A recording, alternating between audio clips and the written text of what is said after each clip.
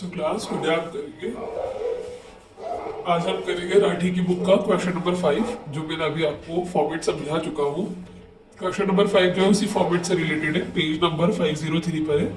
Question number 5 क्या बोल रहे हैं, calculate cash flow from operating activities from the following information. नीचे दी गई इन्फॉर्मेशन से कैश फ्लो की ऑपरेटिंग एक्टिविटी से कैश फ्लो निकालो आप। अब यहाँ लिखा हुआ डायरेक्ट मेथड, कितने क्वेश्चंस के अंदर डायरेक्ट मेथड नहीं लिखा होता है। जब हम इनडायरेक्ट मेथड करेंगे ना तब मैं आपको बता दूंगा। एक्चुअली डायरेक्ट मेथड में सिर्फ कैश का आना और कैश के जाने की बात होती है, अदर कोई बात नहीं होती, कोई करंट असेट्स की बात नहीं होती, कोई करंट लाइबिलिटीज की बात नहीं होती। सो दैट्स व्हाई ये डायरेक्ट मेथड है। कभी कभार ये मेंशन नहीं करते हैं, ठीक है। क्वेश्चन क्या है, कैश रिसीव फ्रॉम डेटर्स, पैसा आया डेटर्स से। कैश सेल्स, कैश में सेल करी मतलब सेल करी, पैसा आया है, कैश आया है। फिर कैश पेड टू क्रेडिटर्स, आपने क्रेडिटर्स को पेमेंट करा है। फिर कैश परचेज, आपने परचेज करा, माल परचेज करा और कैश में पेमेंट करा है, पैसा गया ही है। सैलरीज पेड, आपने सैलरी पे करी है, पेड करा मतलब चुकाया है। कमीशन रिसीव, रिसीव मतलब प्राप्त होना, हासिल होना, तो कमीशन रिसीव हुआ है आपको। उसके बाद में आपने रेंट पे करा है। देन एडमिनिस्ट्रेटिव एक्सपेंसेस पेड, आपने एडमिनिस्ट्रेटिव एक्सपेंसेस जो है पे करा है। Insurance claim for loss of stock, stock के लॉस के लिए आपने इंश्योरेंस क्लेम करा, ये आपका एक्स्ट्राऑर्डिनरी आइटम में आएगा। Next income tax paid, paid करा मतलब चुकाया, जो कि आपका सारी इनकम निकलने के बाद में लास्ट में माइनस होगा। एंड टैक्स रिफंड रिसीव्ड, आपको टैक्स का रिफंड रिसीव हुआ है। तो कभी कभार ये टैक्स रिफंड रिसीव जो है ना, आप टैक्स पेड के साथ भी लिख दो तो भी चल जाएगा, वही प्लस माइनस करके।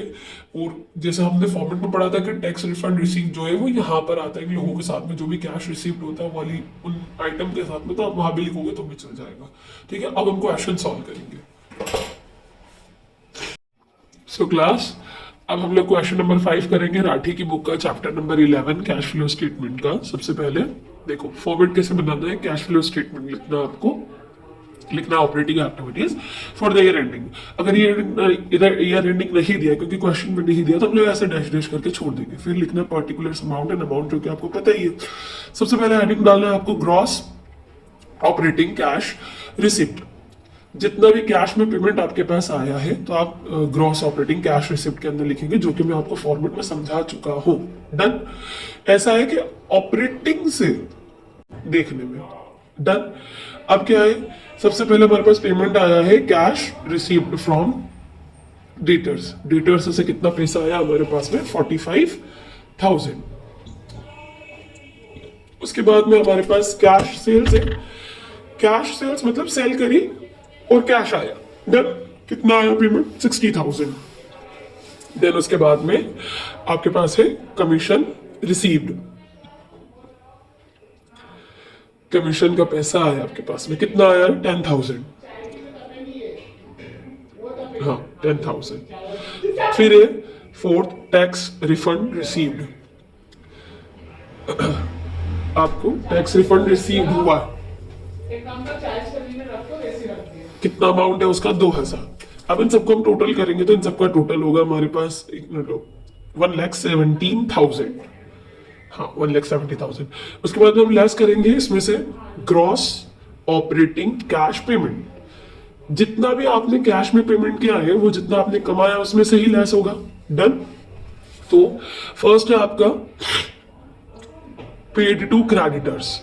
आपने क्रेडिटर्स को पेमेंट करा है तो आप यहां पर लिखेंगे फर्स्ट में क्या, पेड टू क्रेडिटर्स, ठीक है। आपने क्रेडिटर्स को पेमेंट दिया है, कितने का पेमेंट दिया आपने क्रेडिटर्स को 30,000 का। 30,000 आप लिखेंगे ब्रैकेट के अंदर।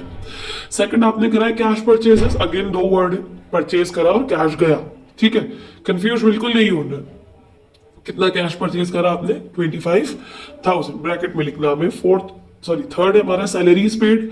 सैलरी कितने की पे करी आपने, ये सारा फॉर्मेट के हिसाब से चल रहा पूरा, ठीक है। सैलरी है 12,000 की, 12,000 की आपने सैलरी करी, ब्रैकेट के अंदर हमें लिखना। फिर है हमारा नेक्स्ट रेंट पेड। आपने रेंट पे करा है,